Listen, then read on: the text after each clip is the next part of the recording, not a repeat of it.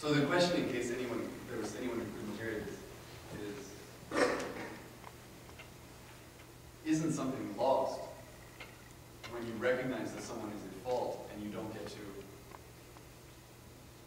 pass that judgment or kind of clarify that in your own thinking or in your mind? And I think there are a couple answers to that. One is that including someone in your bubble doesn't mean that you're blind to what they're doing. You know, when someone is tailgating you and you know they're tailgating you, including them in your bubble doesn't suddenly make it all feel safe or change the fact that what they're doing is maybe wrong. What it does, though, is it chips away at this idea that you and that person are fundamentally separate, which, from a Buddhist perspective, is the fundamental delusion. That you and I are living on different islands. And right now we're just kind of communicating via cans and stream. But my life doesn't touch yours and yours doesn't touch mine. And your experience is not my experience. And what you want is not what I want. Because I'm unique. And depending on what you're doing, maybe because you are uniquely bad. That's how I might frame it. And of course, when someone's tailgating us, I like this example because it happens a lot, it seems. I don't know. I see this image a lot. My wife got really upset. She took a big piece of paper with like "baby on board," huge letters, and put it on the back. And I just loved her for it because she really believed that in doing this, people would stop tailgating us. and almost the second she put it up, we were dealing with it again. It didn't affect anything. But what happens when someone's tailgating you and you don't know who that person is, but you feel unsafe, and you feel that that person is doing something wrong, what you do is you make that person into a two-dimensional character. Right? This is a tailgater. This is a bad person. This is a person whose motives are fundamentally selfish. And I'm a victim of that person. I could never do what that person does. And you write that person off. That person has no human existence. Because we simplify it. But if we put that person in that bubble, whether we're actually making the bubble in our heads or whatever it means to include them, what we do in that inclusion is we recognize I'm sharing the world with this person. And I'm sharing experience with this person. And this person is making decisions, maybe not for good reasons, but for reasons always that to that person make perfect sense. That person tailgating you absolutely believes that that is appropriate, that that is the correct response to this moment. And occasionally, very rarely, we're let off the hook because it turns out that they're trying to save someone's life. You know, they're trying to get to the whatever to defuse the bomb, and it turns out that we were just part of this narrative, and we were angry, but you know, that person saved the day. It's nice when that happens.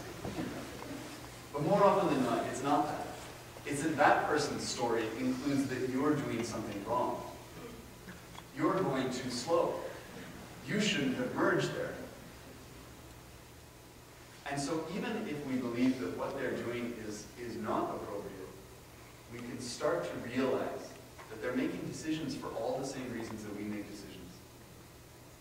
And that even if this is a person who, after I meet, you know, even if we sit down in the parking lot and start talking about the whole tailgating thing, and I discover that actually I really don't want to have dinner with this person, we're not meant to be long-lasting friends, I may realize that this person is three-dimensional. And I may realize that this person is human in all the same ways that I am. And that's really what's asked for in this kind of practice. Not that I erase what they did. Not that I pretend that no one ever does anything wrong. It's okay for me to say, that guy shouldn't tailgate. It's really dangerous. It drives me crazy. what's problematic about that sentence is the way I'm saying that guy in a way that makes him a cartoon and makes him someone who is not part of my life. So I bring him in. And now, it's like, maybe you have this experience. Someone cuts you off in traffic, and you're giving a speech to this person in your car about what human responsibility is, and what it means to be an adult, and who should have a driver's license and who shouldn't. And then you find that they're still in front of you, and they're still in front of you, and they're still in front of you, and you get to work and you realize it's a friend of yours.